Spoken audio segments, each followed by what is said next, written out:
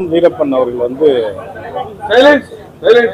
தமிழக அரசியல்ல ஒரு மிகப்பெரிய ஒரு வரலாறு அப்படின்னு சொன்னா நம்ம காலகட்டங்களில் நம்ம யாரை பார்த்துருப்போம் அப்படின்னு பார்த்தீங்கன்னா அது உண்மையோ கசப்போ அது வேற விஷயம். இன்னைக்கு வந்து நரேந்திர மோடி அவர்களுக்கு வந்து பார்த்தீங்கன்னா அமித்ஷாவை விலக்கிட்ட நரேந்திர மோடி அவர்களை பார்க்க முடியாது. அதே மாதிரி அம்மையார் ஜெயலலிதா இருந்த காலகட்டத்தை அதையும் நம்ம பார்த்துருப்போம். இப்போ உள்ள இளைஞர்கள் பார்த்துருப்பீங்க.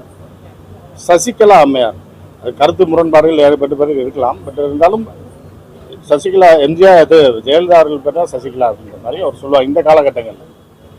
ஆனால் ஐயா ஆர்.எம். வீரப்பன் அவர்கள் இப்போ இந்த டாக்குமெண்ட்ரியில் பார்த்தீங்கன்னா பல அறிஞர்கள், வரலாற்று ஆய்வாளர்கள், பல அதாவது எம்ஜிஆர் அவர்களோட பயணித்தவர்கள்லாம் வந்திருந்தாங்க, பேசியிருந்தாங்க.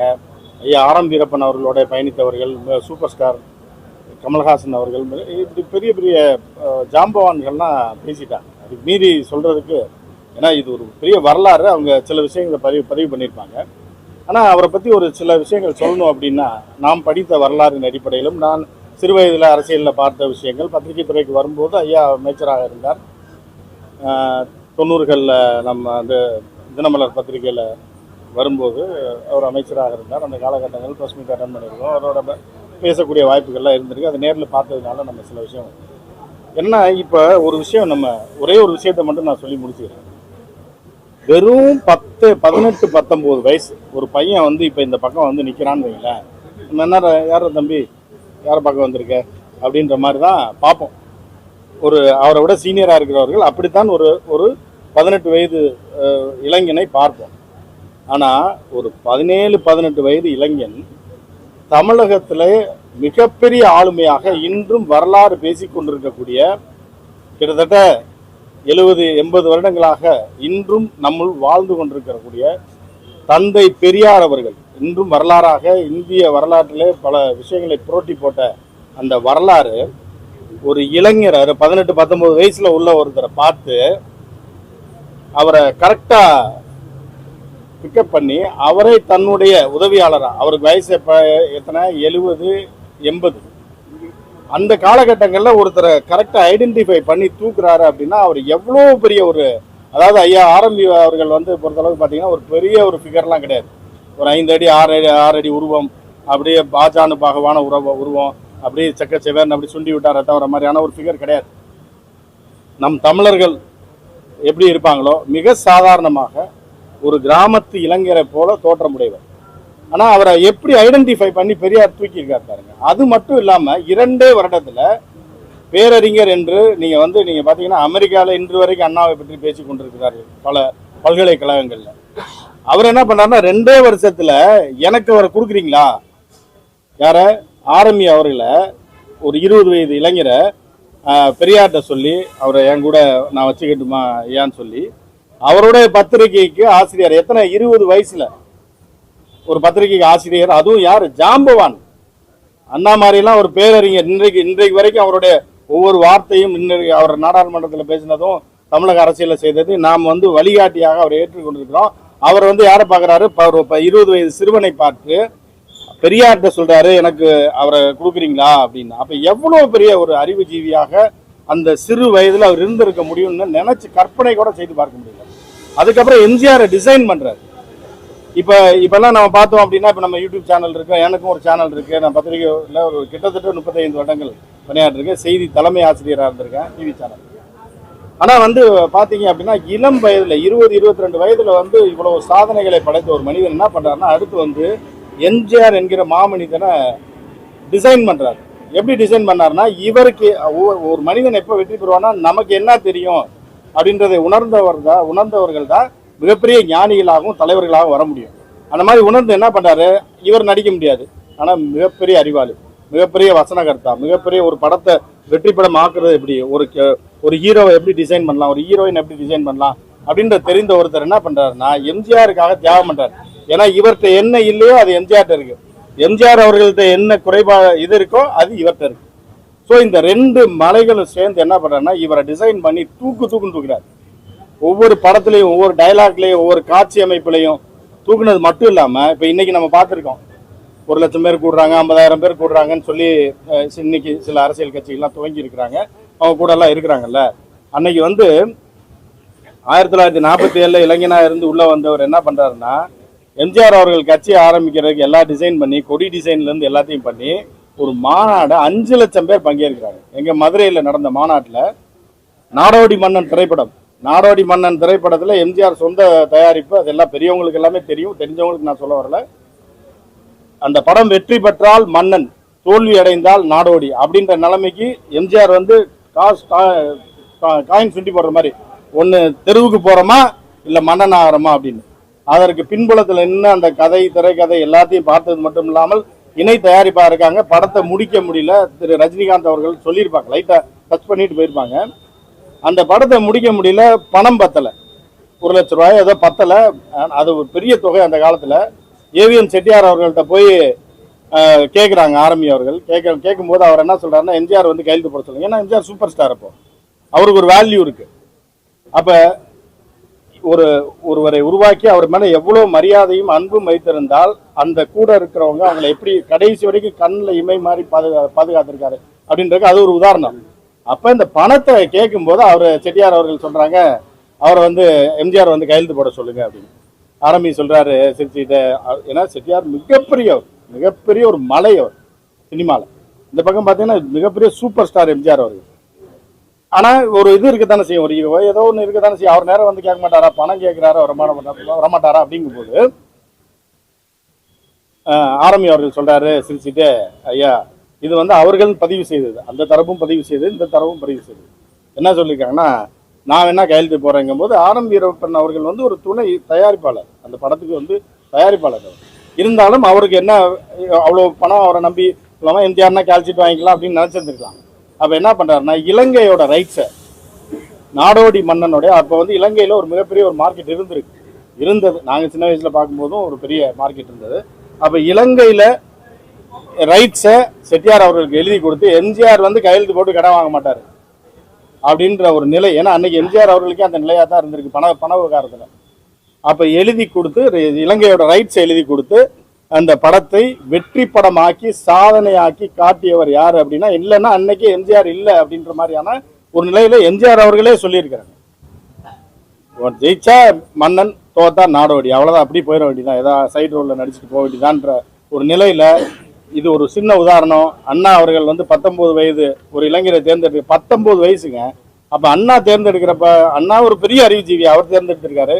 பெரியார் தேர்ந்தெடுத்து ஏன் கூட இருக்கணும்னு கடைசியாக எம்ஜிஆர் அவர் எனக்கு தரீங்களா, அவரை தத்தெடுத்திருக்காங்க, அவர் அறிவை தத்தெடுத்திருக்காங்க, அவருடைய நாலேஜை தத்தெடுத்திருக்காங்க. அவரை நம்பியவர்களை அவர் கடைசி வரைக்கும் கைவிடவில்லை. எம்ஜிஆர் அவர்கள் கடைசி காலத்தில் இருந்தவரை அவரோட அரசியல் அவர் ஊரில் இல்லாத போதும் சரி, இந்த தமிழகத்தை மறைமுகமாக ஆட்சி செய்தவர். கடைசியில் ஒரு விஷயம், அது வந்து ஜாதி ரீதியை நான் பேசுகிறேன்னு நீங்கள் நினைக்காதீங்க.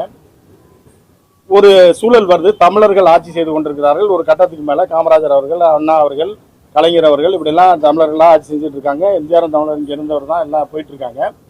அப்போ ஒரு லாபி நடக்குது. எம்ஜிஆர் அவர்கள் இறந்த பிறகு என்ன நடக்கிறான்னா, எப்பவுமே என்னோட சேனல் நான் சொல்லுவேன், அதோட உள்குத்த சொல்லுவேன் கட்டாயம். அந்த மாதிரி இதில் என்ன அப்படின்னு பார்த்தீங்கன்னா, எம்ஜிஆர் அவர்களுக்கு பிறகு ஆர்.எம். வீரப்பன் அவர்கள் முதலமைச்சராக வருவதற்கு டெல்லியில் எல்லா லாபியும் நடந்துகிட்டு இருக்கு. ஒரு சிலை திறப்பு விழா, அந்த ஃபோட்டோ கூட இப்போ கையில் இல்லை. அந்த ஃபோட்டோ, அந்த சிலை திறப்பு விழாவுக்கு என்னன்னா, ஜனாதிபதி வருகிறார், அதுக்கு கீழே ஆர்.எம். வீரப்பன் பேர் தான் இருக்கு. அப்படிலாம் எல்லாம் ரெடி பண்ணிட்டாங்க, இவர் தான் முதலமைச்சர் அப்படின்னு. ஆனால் ஒரு ஜாதி ரீதியிலான ஒரு பெரிய லாபி ஒர்க் அவுட் பண்ணி இவர் வரக்கூடாது, இந்த குறிப்பிட்ட ஜாதியை, இதுதான் தமிழகம், நீ நல்லா தெரிஞ்சுக்கங்க, அந்த இது எப்படி உடைக்கப்பட்டதுன்றதை நான் சொல்லி முடிச்சிடறேன். இந்த ஜாதியை சேர்ந்தவர்கள் வர வேண்டும்னு வந்து டெல்லியில் ஒரு லாபி பண்ணுறாங்க. அப்படி வந்தவர் தான் அம்மையார், அவருடைய மனைவி. திடீர்னு மனமாற்றம் அடைந்து வர்றாங்க, அவங்களையும் பேக்லேருந்து காப்பாற்றுறாரு. அதுக்கு அடுத்து அம்மையார் ஜெயலலிதா வராங்க, அதே ஜாதியை சேர்ந்தவர். ஆனால் அதுதான் தமிழகம். அம்மையார் ஜெயலலிதா அந்த ஜாதியினராக நடந்து கொள்ளவில்லை அப்படின்றது உங்களுக்கு எல்லாருக்குமே தெரியும். அவர் அதையும் உடைச்சு அவர் என்னென்னலாம் பண்ணார். ஏன்னா இது தமிழகம், இது திராவிட பூமி என்பதனால் ஆர்.எம். வீரப்பன் அவர்கள் என்ன நினைத்தார்களோ, அவர்கள் என்ன நினைச்சு 2 பேரை கொண்டாந்தாங்களோ, அவர்கள் 2 பேரும் அவர்களுக்கு எதிராகவே திரும்பியது ஒரு காலத்தின் கட்டாயமாக வந்தது அப்படின்னு பார்க்குறீங்க. ஆர்.எம். வீரப்பன் என்கிற அந்த ஒரு லெஜண்ட், அவருடைய அந்த டாக்குமெண்ட்ரியில் ஒரு மூத்த பத்திரிகையாளர்ன்ற வகையில் என்னை மாதிரி நிறைய பத்திரிகையாளர்கள் இருக்காங்க தமிழ்நாட்டில். எனக்கு வாய்ப்பு அளித்ததுக்கு நன்றி தெரிவித்துக் கொள்கிறேன். நன்றி. என்னோட பேர் கண்ணன். நான் ஒரு விமர்சகன், முன்னாள் ஐநா அதிகாரி. ஆரம்பி ஒரு கிங் மேக்கர் என்ற இந்த ஆவணப்படம் காலத்தினுடைய கட்டாயம். இது அவர்கள் குடும்பத்தினர் அவருக்கு காட்டுகின்ற செய்கின்ற அஞ்சலி மட்டுமல்ல, தமிழர்களுக்கு வரலாற்றை ஆவணப்படுத்தும் பழக்கம் இல்லை. இது ஒரு நல்ல முயற்சி. அந்த வகையில் நாம் நம்முடைய வரலாற்றினை, நம்முடைய ஆளுமைகளை நாம் குறித்து வைப்பதில்லை. நமக்கு குடும்ப பெயர்களே ஒரு 3 தலைமுறைக்கு பிறகு மீண்டும் மீண்டும் பேரன் தாத்தாவனுடைய பெயரை எடுத்துக்கொள்ளும் மகனுடைய மூத்த மகன், பாட்டியினுடைய பெயரை எடுத்துக்கொள்ளும் மூத்த மகள் என்ற அளவில் ஒரு 3 தலைமுறைக்கு பிறகு, ஒரு 3 தலைமுறைக்கு அப்பால் தமிழர்களுக்கு அவர்களுடைய சொந்த குடும்பத்தையே தெரியாத அளவிற்குத்தான் தமிழகத்தில் வரலாற்றை பதிவு செய்யும் ஒரு பழக்கமும் இவ்வளவு நாள் நமக்கு இருந்திருக்கு.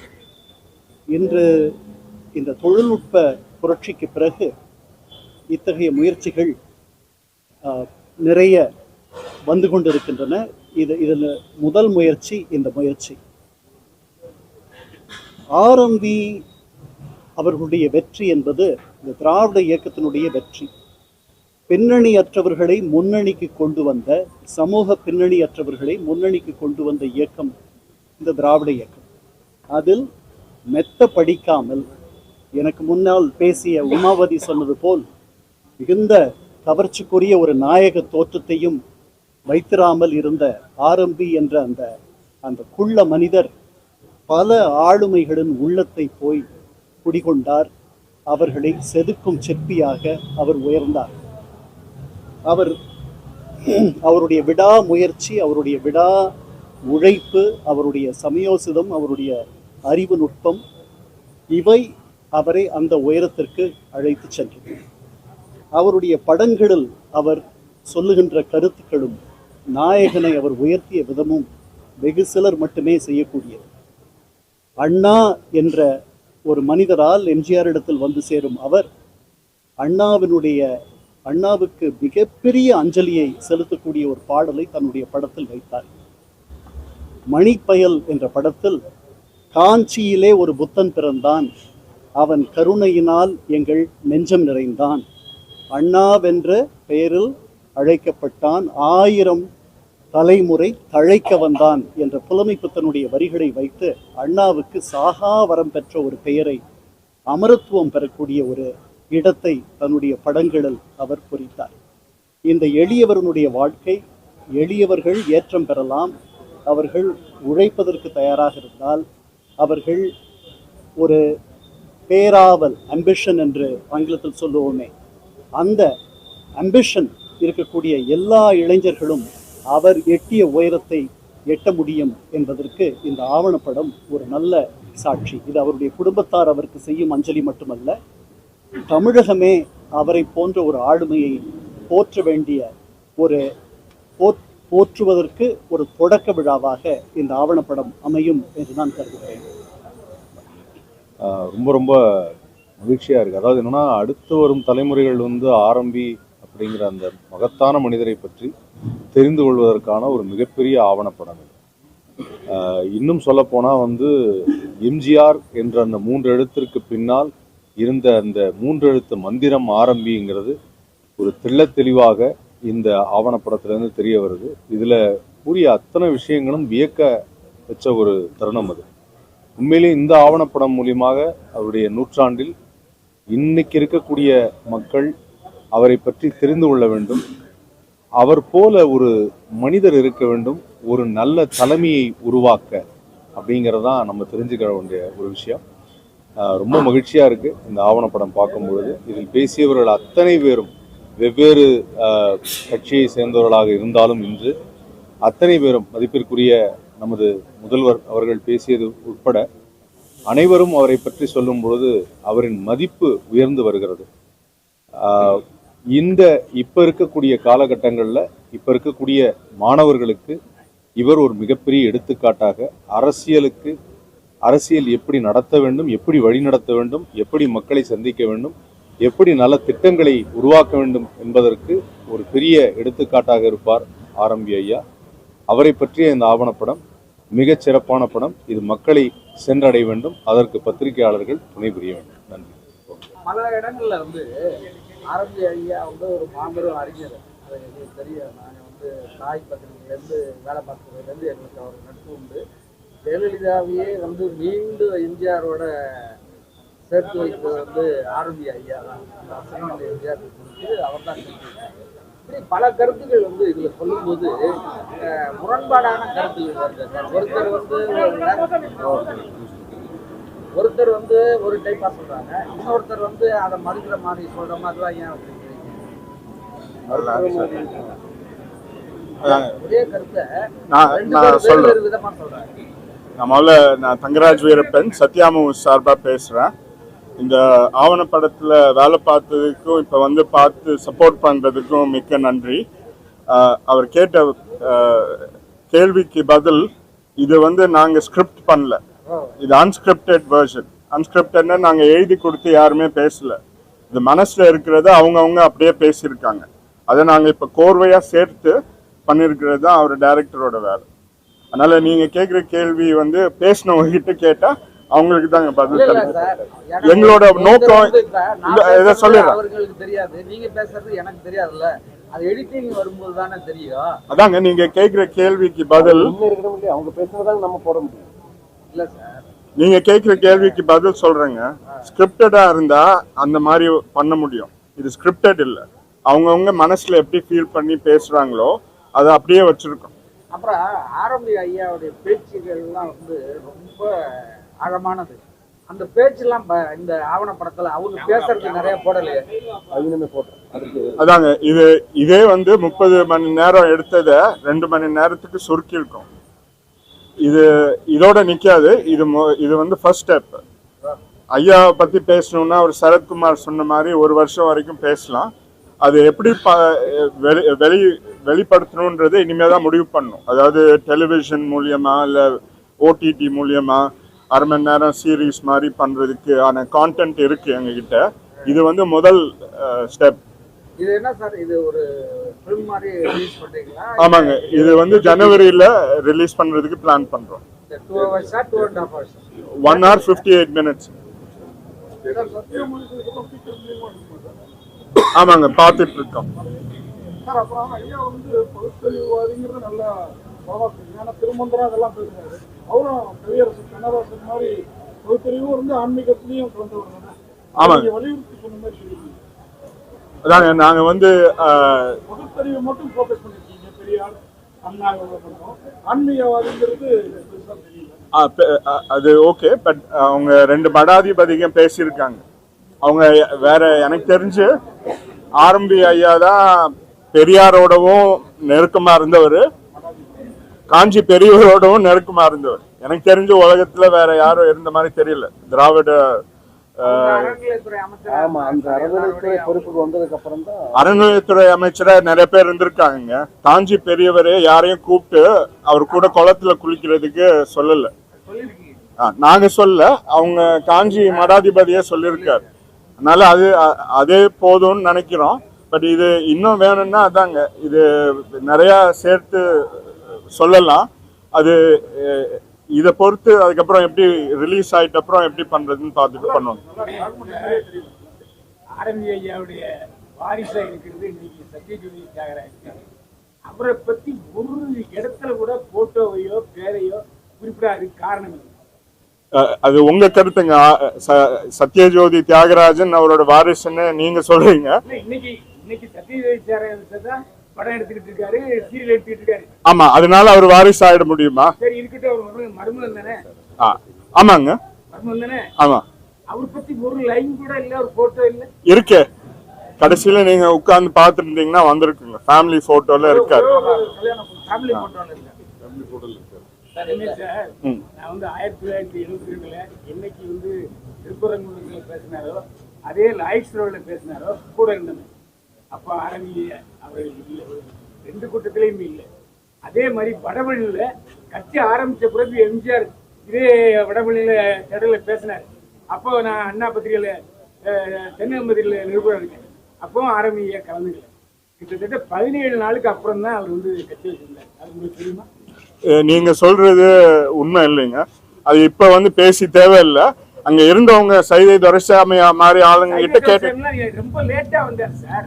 சரி. 72 கூட இருக்குங்கிறாங்க. சையத் துரைசாமி, ஏசி சண்முகம், ஜெகத் எல்லாம் வந்து ஆரம்பி ஐயாவுடைய சிஷியர்கள். சார் நான் அவங்க அதெல்லாம் இல்லைங்க. இது எங்க முதல் மீட்டிங் நடந்ததுன்னு தெரியுமா? இது முதல் அதிமுக பத்திய மீட்டிங் எங்க நடந்ததுன்னு சொல்லுங்க. இல்ல நான் இருந்த அதிமுக பத்திய முதல் மீட்டிங் எங்க நடந்தது? இல்ல அதிமுக பிரிஞ்சதுக்கு காரணமான meeting Thiruparankundram meeting, Lloyds road meeting. அந்த 2 மீட்டிங் அவர் வரலங்கிறத நான் சரி. பதிவு பண்றேன். அவ்வளவுதான். சார் லட்டு படம் இருக்கு சத்யாமூர்த்தி. இது வந்து ரீ ரிலீஸ் பண்ணுவீங்க சார். நிறைய பெரிய பெரிய வெற்றி படங்கள். ஆமாங்க. என்னென்ன படம் பண்ணுவீங்க? இப்ப பாஷா ரீரிலீஸ் பண்ணோம் கூலிக்கு முன்னாடி. இப்ப இதே கனி ஓடிட்டு இருக்கு. 200 நாள் முடிய போது அதுவும் ஒரு விழாவா வரும். நாளைக்கு காவல்காரனோட ட்ரெய்லர் ரிலீஸ் பண்றாங்க. அதுவும் அடுத்த வருஷம் வருங்க.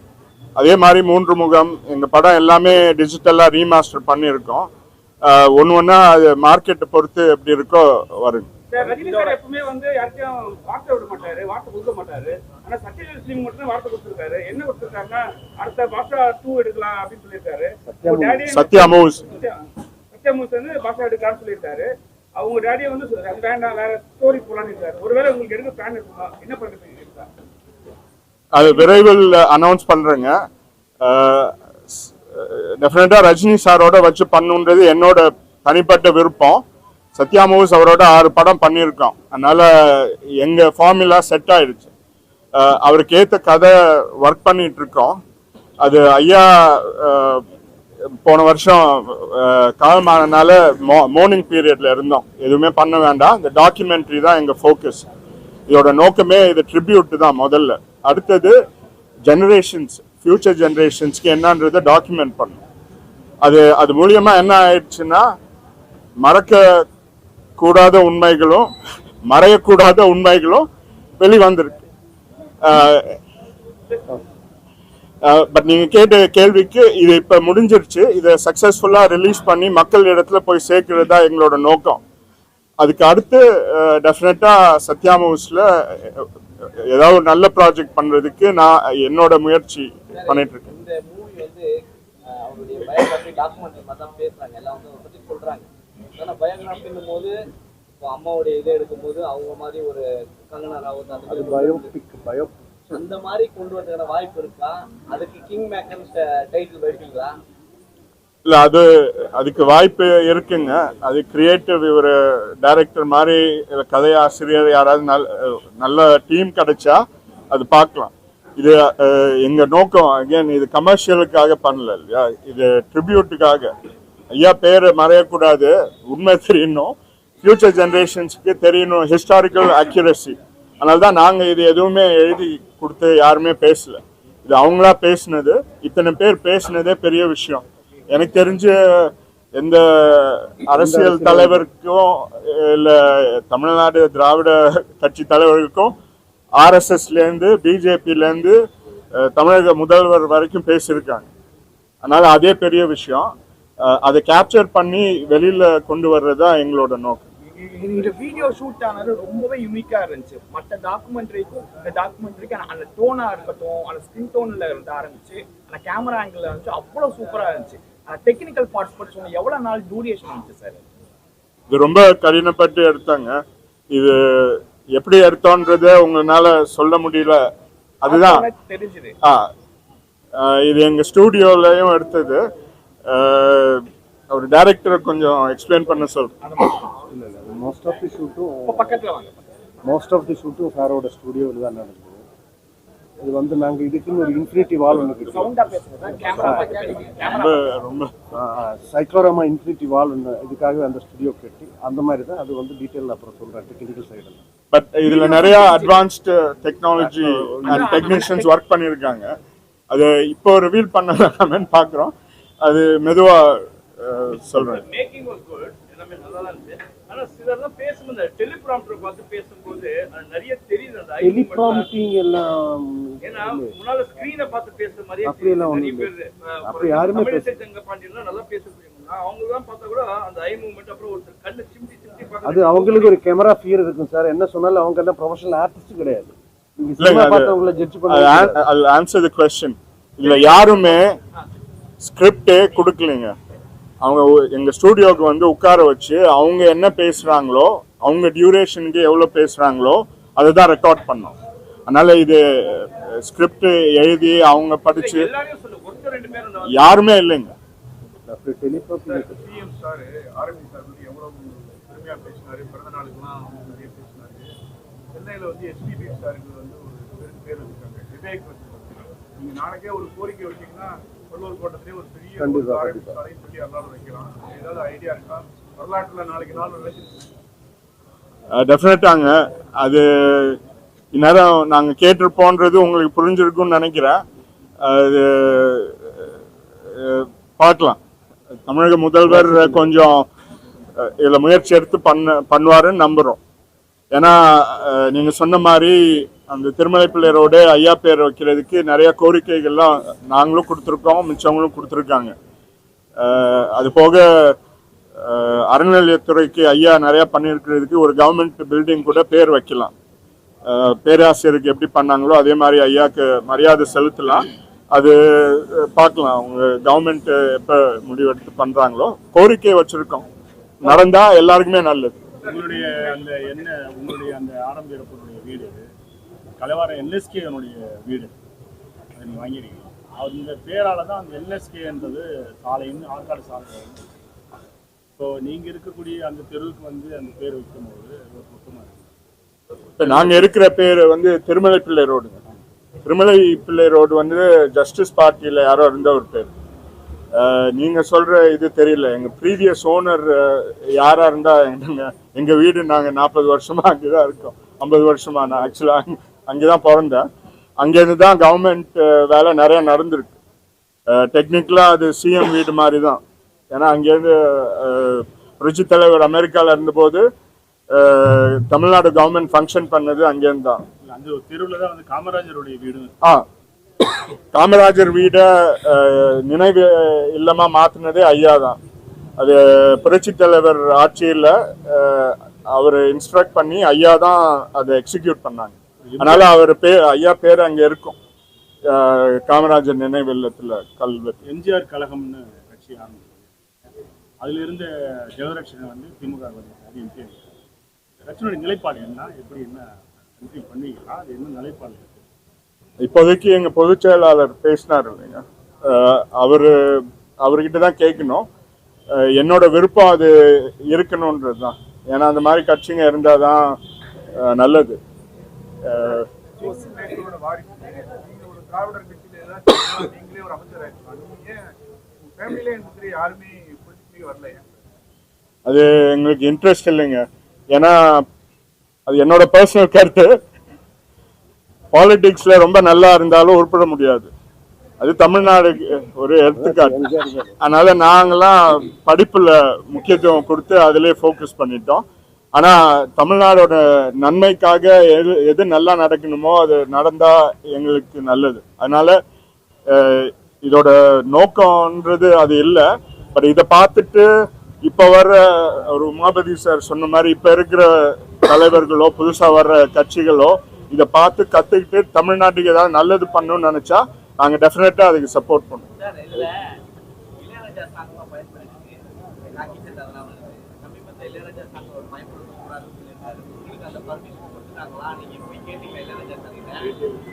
நாங்கள் தாங்க ப்ரொடியூசர். அந்த ரைட்ஸ்லாம் எங்ககிட்ட தான் இருக்கு. நாங்களும் அவரோட சேர்ந்து கேஸ் போட்டிருக்கணும். நாங்கள் வேற பிஸியாக இருந்தனால அதை பார்க்கல. அது எனிவே அது ஒரு பெரிய கொஸ்டின் மார்க் இருக்கு. அது வந்து அப்புறம் அது பாம்பே ஹைகோர்ட்ல முடிவு போயிட்டு இருக்கு.